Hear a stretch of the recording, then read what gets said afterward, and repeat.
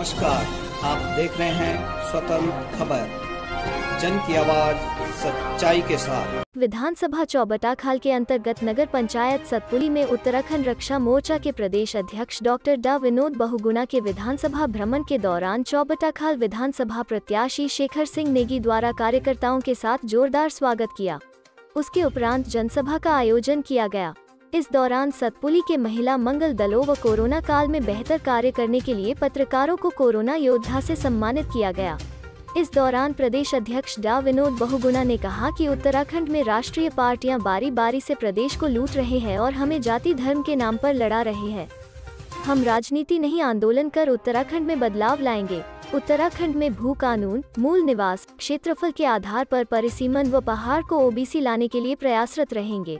वहीं विधानसभा प्रत्याशी शेखर सिंह नेगी ने कहा कि विधानसभा चौबटाखाल में सड़क, शिक्षा, स्वास्थ्य व रोजगार की हालत बहुत दयनीय है। इसी हालत को सुधारने के लिए मैंने संकल्प लिया है कि विधानसभा में जरूर बदलाव करूंगा। इस दौरान उत्तराखंड रक्षा मोर्चा प्रदेश अध्यक्ष डा विनोद बहुगुणा, पूर्व एफएस प्रदेश उपाध्यक्ष IDPS रावत, पूर्व लोकसभा प्रत्याशी, विधानसभा प्रत्याशी चौबटाखाल शेखर सिंह नेगी, प्रदेश महासचिव जगदम्बा नौटियाल, प्रदेश संरक्षक आशा नौटियाल, जिला अध्यक्षा देहरादून पूनम डबराल सहित महिला मंगल दल व क्षेत्रीय जनता उपस्थिति रही।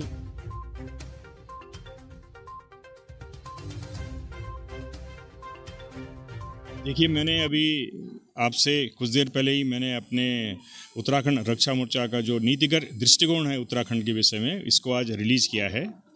और मैं सर्वप्रथम ये कहना चाहता हूँ कि हम इस पार्टी को खाली पावर या उसके लिए नहीं आए हैं कि हमको इलेक्शन लड़ना है, लोगों को खड़े करना है।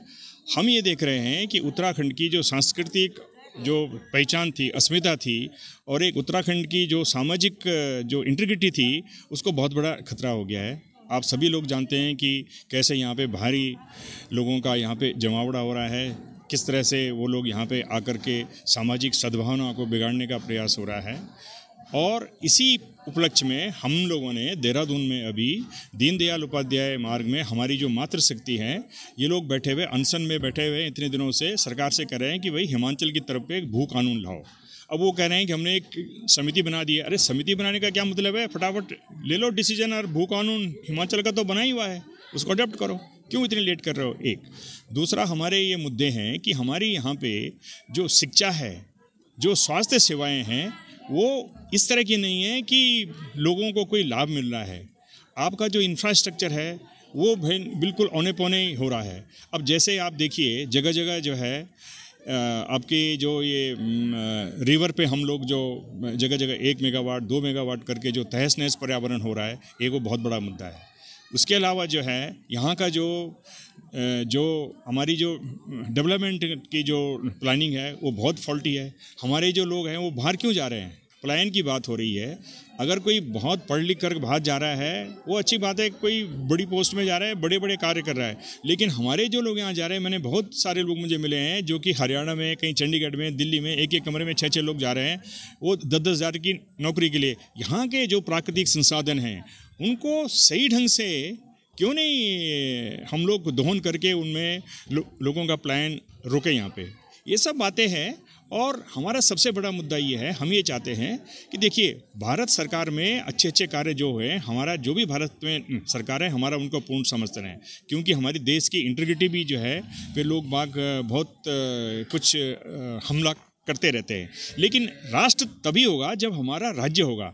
इसलिए उत्तराखंड की जो अस्मिता है वो बहुत खतरे में है। अब आप देखिए, आने वाले 25 सालों में अगर हमने पर्यावरण और अपने सांस्कृतिक जो धरोहर है इसकी रक्षा नहीं की तो बहुत बुरे परिणाम सामने आने वाले हैं। इसलिए हम ये कहते हैं कि जो राष्ट्रीय पार्टियां हैं उनकी एक अलग नीति होती है, और इसीलिए इसी क्रम में हम ये चाहते हैं कि एक क्षेत्रीय दल हो जिस पे कि उत्तराखंड की जनता भरोसा करे, जो राष्ट्रीय हितों के लिहाज से जो केंद्र सरकार है उसमें उसकी मदद करता रहेगा, लेकिन ये इसमें राज्य की जो समस्या है वो उसमें केंद्रित करेगा। हम एक स्ट्रॉन्ग क्षेत्रीय दल की स्थापना करना चाहते हैं।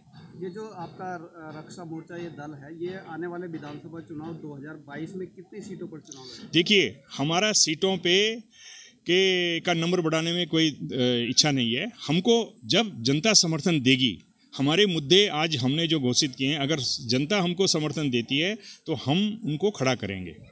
हम जहाँ भी हमको समर्थन मिलेगा, अगर हमको 70 सीटों में मिलेगा हम 70 में करेंगे, अगर हमको कम में मिलेगा कम में करेंगे। हम तो ये जानते हैं कि लोग हमको सुने, हम जो बात कह रहे हैं उनको सुने और एक दूसरे को पहुंचाएं। और ये जो मनी पावर की जो राजनीति है, जो पैसों का जो भ्रष्टाचार राजनीति में आ गया है, उसको हमारा ख़त्म करने का मुद्दा है।